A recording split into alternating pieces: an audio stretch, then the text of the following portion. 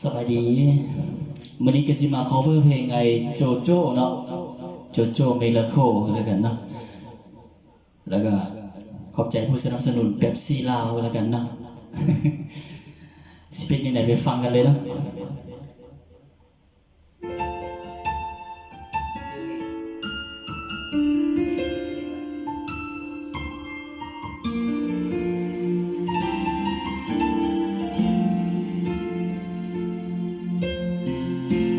ความหักเขาเป็นไปบ่ได้เพราะเจ้านั้นมีเขาอยู่เคียงข้างกายเป็นที่หนึ่งในหัวใจขอยืมความหักและความห่วงใยที่เจ้ามีให้เขาแบ่งคอยเก็บไว้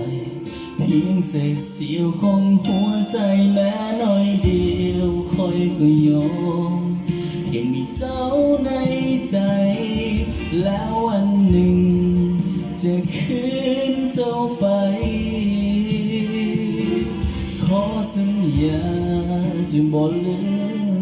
อยากให้เจ้าเห็นใจจะส่งคืนมันให้เจ้ายืมในมือยืมก็ต้องส่งคืนคงบ่อาจฝืนยืมของเขามามันบ่แม่นของเฮาบ่มีสิทธิ์เป็นเจ้าของบ่มีสิทธิ์ของได้ดังใจเฮาแล้วก็ส่งเขาคืน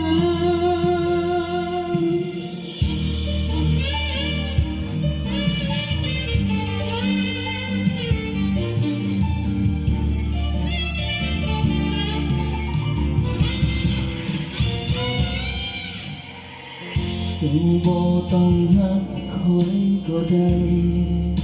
เท่านี้ก็พอใจ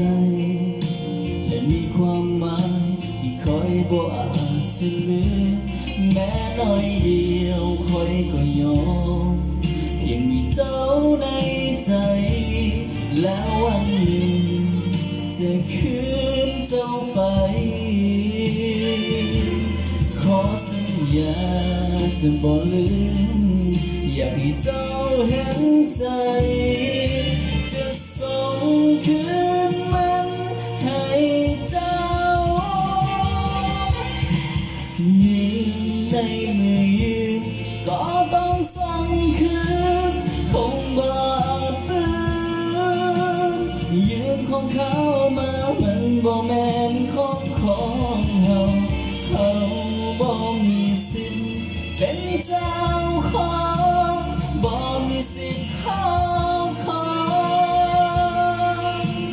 ได้ดังใจเฮาแล้วก็ส่งเขาคื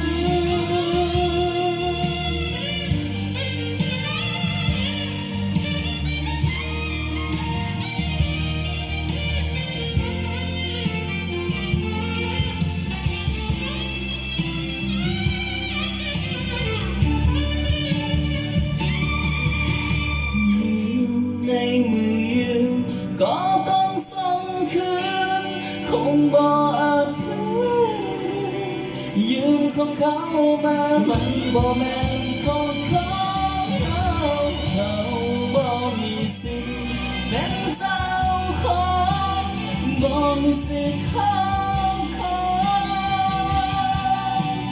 ได้ดังใจเฮาแล้วก็ส่งเขาคืนได้ดังใจเฮา